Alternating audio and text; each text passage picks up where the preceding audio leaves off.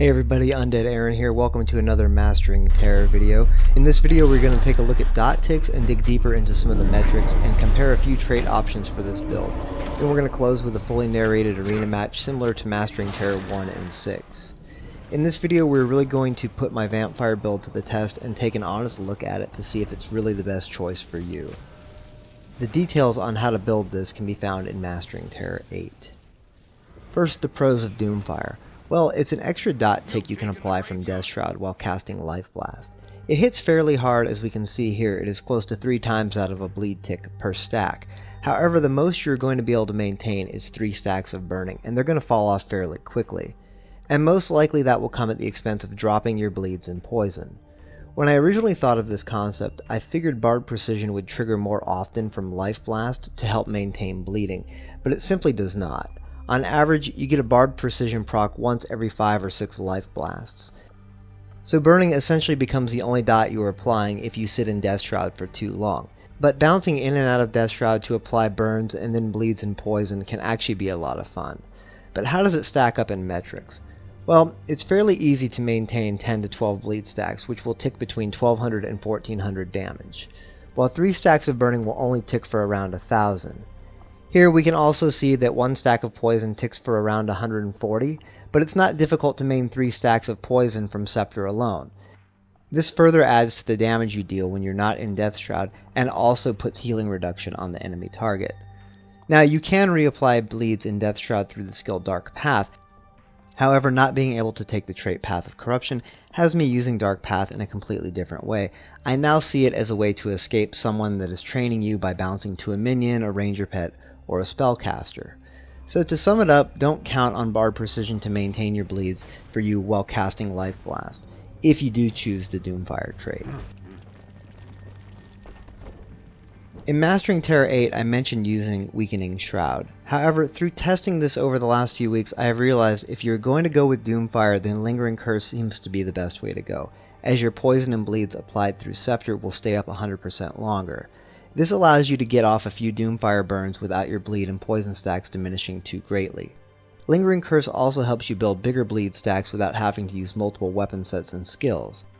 Because of life force gained through Unholy Martyr from the Blood School, it can be easy to want to sit in Death Shroud and just spam Dhummfire, but this is not going to be your best option for putting out pressure. The other choice is Foot in the Grave, which removes the application of burning from the build but gives you a stun breaker on a 10-second cooldown.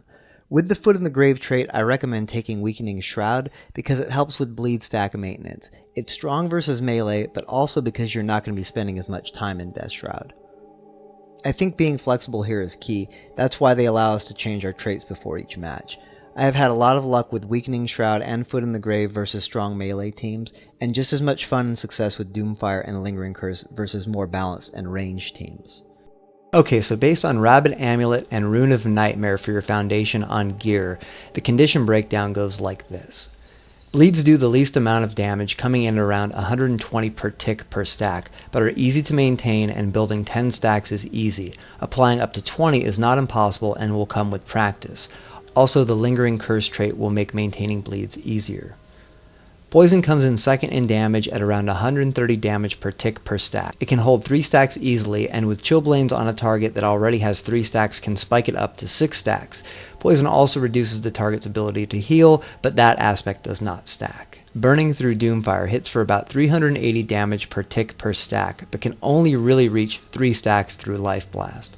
Its downside is that it is a short duration burn and can fall off quickly. Also, time spent casting Dhummfire can reduce bleed stacks and poison stacks. The hardest hitting condition we have is actually Fear through the trait Terror, which will cause Fear to tick for around 1100 damage as long as another condition is applied on the target, and around 700 if one is not.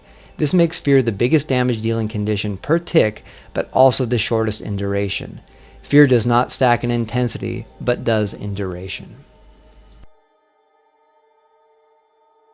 I also think it is important to cover why things get classified as meta.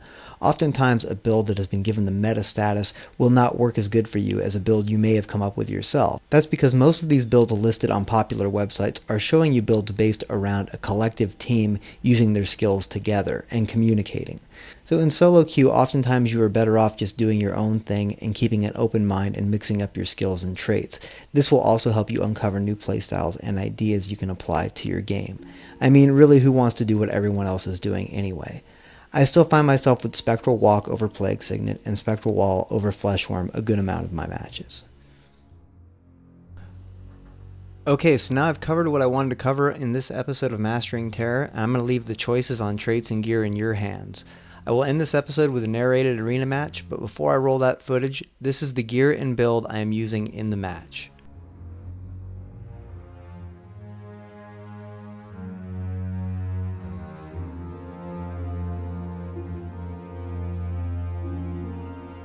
So this match was played right after the trait change, so this is kind of an interesting matchup where everyone involved is probably trying new ideas and traits, and at this point I know nothing of the other build changes or profession changes, so this video will kind of mirror video 1 in the sense that I'm sure there will be a lot of mistakes that I will learn from watching it back, and that's the great thing about recording your gameplay. You can go back and see the mistakes you've made and opportunities you missed. This match I'm really just focusing on learning the balance between Dhummfire and bleeds. So here we are starting this with a 1 versus 1 against a Guardian, making sure to anticipate where your enemy is going to be when Grasping Dead finishes casting. Following that with an Enfeebled in case he teleports to me. His heal is reduced because of my poison, and now I'm about to use all of his boons against him. Here he puts up a burn and an immobilize, so I flip it with Putrid Mark. Just playing defensively, maintaining poison, and countering everything he did puts him in a down state fairly quickly. Now here I go for the finisher and anticipate the wave of light with a dodge roll. A lot of people will criticize this and say that you're supposed to let a Guardian sit. But for me, that's just kind of being a bad sport and kind of grieving someone, and in this situation I don't see any reason not to send him to the graveyard so he can get back into the fight. With our home safe for now, looking at the health bars of my allies in the middle, it looks like they've got the fight under control, so I make the decision here to cap far just to try and force the Guardian back to his home from the graveyard. So I get into this 1 versus 1 with a Minion Master. Now versus a Minion Master, the less minions they have alive, the easier they are to take out. But watch here where I put my marks. You can see in this split screen, marks placed here are hard to see from the other side. He does take the marks, and now I'm going to put as much damage into him as possible before his minions show up.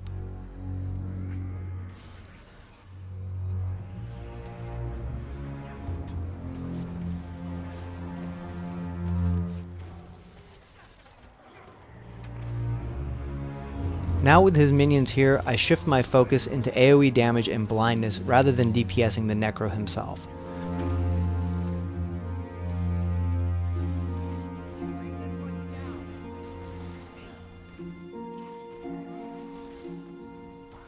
With most of his minions down, he's a lot softer of a target.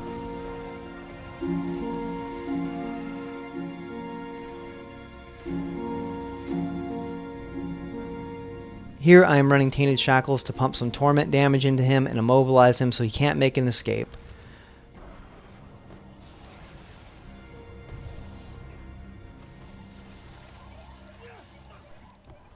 From the down state, I know that a fear is coming. Here I'm going to line of sight him to get my heal off, and now I can safely get the finisher off on him. Picking up a little later in the match here, this probably looks familiar to a lot of you, with everyone rushing for tranquility and having a big melee in the cave while no one is guarding or capping points. So I use this Fleshworm here to build some life force and take this opportunity to cap mid and far.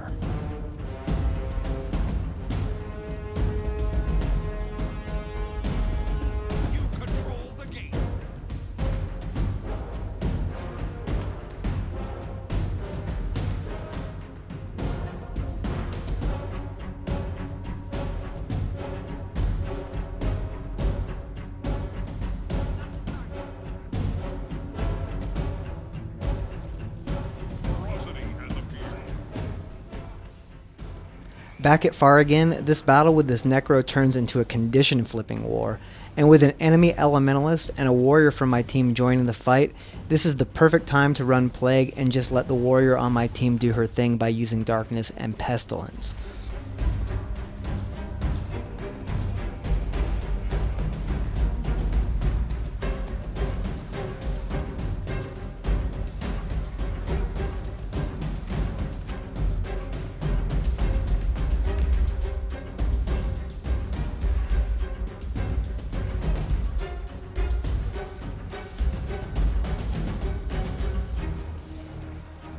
Here I got caught up in what I was talking about earlier in the video setup, just spamming Life Blast for Dhummfire, and you can see that really does not turn out to be very effective at the cost of bleed and poison stacks.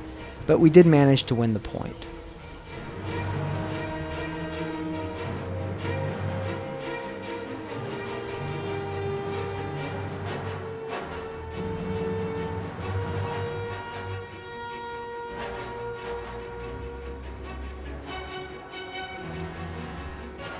And now with the match being so close, I see our home drop to red, and I made the call to move to mid and try and cap it. This was the wrong call, as we ended up regaining home, and shortly after I leave we lose far to red. Now we have to drop this guard fast, and even with a well-timed corrupt boon and lich form from my partner, it doesn't finish him off fast enough. So I bet you thought this video was going to end with a win for my team. Well, we all make mistakes, and I always try and show that with my videos. What better way to learn? Further proof that what I say about top players on the scoreboard doesn't make you a top player if you make the wrong call when your team needs you. If I had stayed at far, most likely we would have got this win. I hope this video finds you all happy and well, and you got some useful information from it too. I am Undead Aaron. Thank you for watching.